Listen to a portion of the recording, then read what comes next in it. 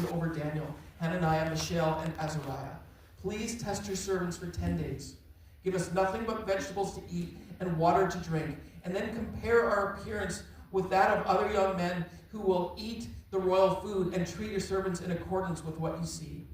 And so we agreed to this and tested them for 10 days. At the end of the 10 days, they looked healthier and better nourished than any of the young men who ate the royal food.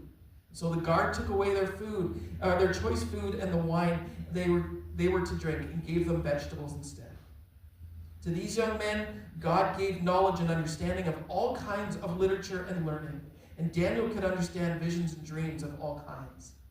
At the end of the time set by the king to bring them into his service, the chief official presented them to Nebuchadnezzar. The king talked to them, and he found none equal to Daniel, Hananiah, Mishael, and Azariah as they entered the king's service. In every matter in wisdom and understanding about which the king questioned them, he found them to be 10 times better than all the magicians and enchanters in the whole kingdom. And Daniel remained there until the first year of King Cyrus. Part of what makes the book of Daniel interesting and an important study in our day and in our time is the way that we observe and the way that we watch Daniel live in times that are adversarial. There's an important element here to observe in the obedience and to the faithfulness that Daniel has towards living for God. And we want to learn from that in this next season. In 605 BC, King Nebuchadnezzar laid siege on Judah, and for some time the prophets of God had been warning Israel that the judgment of God was going to come unless they changed their ways. They'd been invited to repent and turn back to God or face the consequences.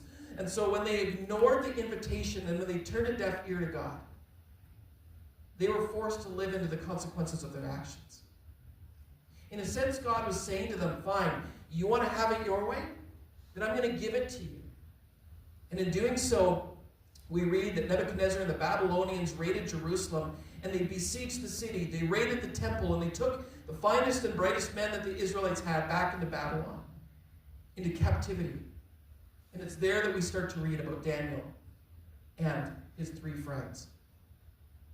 And I think what's interesting about this first chapter, at least in this first point, is to understand what God does here. This isn't a moment where we see God lose control. Yes, we do see righteous anger, but it's not a moment that he slips up. Instead, what we see is something that I read about this last